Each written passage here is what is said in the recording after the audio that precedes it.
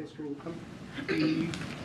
The administration officials said that after the balloon was shot down, there were communications between the administration and their Chinese counterparts, kind of detailing maybe rationale and the why. Can you talk about how you guys are thinking through the next steps in this relationship, given the cancellation of Secretary Blinken's visit, and obviously what seemed to be a pretty brazen act over the course of the last week?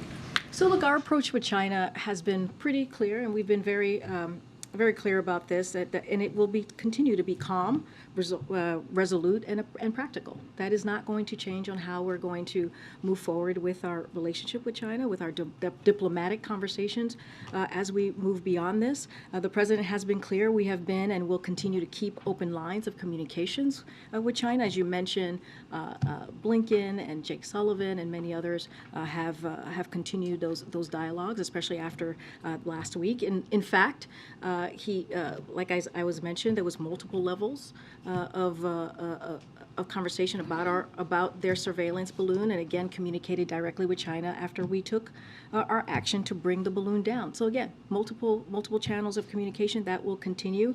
China's, we believe, irresponsible action were visible for the American and the world to see.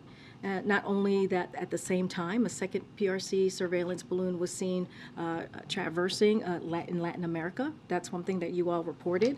And it's up to China to show it is serious about its words of being a responsible country, that it wants to build on the meeting that the President had with President Xi very recently. And so it's up to China to figure out what kind of relationship that they want. And as you know, yes, Secretary Blinken did postpone his trip. It was not canceled. And when the time permits, we'll see that trip back on the books. But again, it doesn't change our what we are trying to do and how we're trying to move with China. It's up to them. And then, just one more. On Saturday when the President spoke just off of Air Force One, he seemed very definitive in making clear that he was the one who said explicitly, I want this to be shot down. Military leaders suggested wait. Was that a reflection, perhaps, in frustration in terms of the political attacks you guys have gotten from Republicans who said this should have happened on the front end as opposed to the back end? Well, just a couple of things. I know there was a TikTok that went out to all of you from the National Security Council that was pretty detailed on how everything kind of broke down for the past week and how things flowed. I'll give a little truncated version of that. On Tuesday, the President, through the National Security Advisor, Jake Sullivan, directed the military to refine and present options to shoot the balloon down immediately.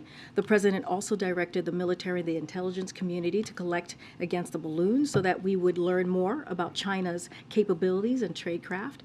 At the same time, we protected against Chinese intelligence collection because we knew exactly where the balloon was going.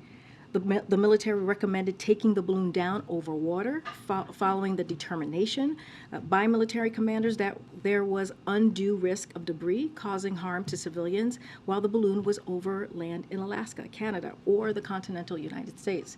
On Wednesday, the President directed the military to take it down at the first available opportunity when it could be done with safety, especially as we're thinking about Americans' lives and being safe there, while maximizing our ability to recover the payload. Shooting the balloon down over water wasn't just the safest option. It maximized the chance of recovering the payload, giving us a better chance to get information from the Chinese surveillance balloon payload. But I think the bottom line here, and this is something that we want to make very clear, is that, look, what China did was unacceptable. We protected civilians, and we gained more intel while protecting our own sensitive information. And so I laid that out so you have an understanding of how this past week went.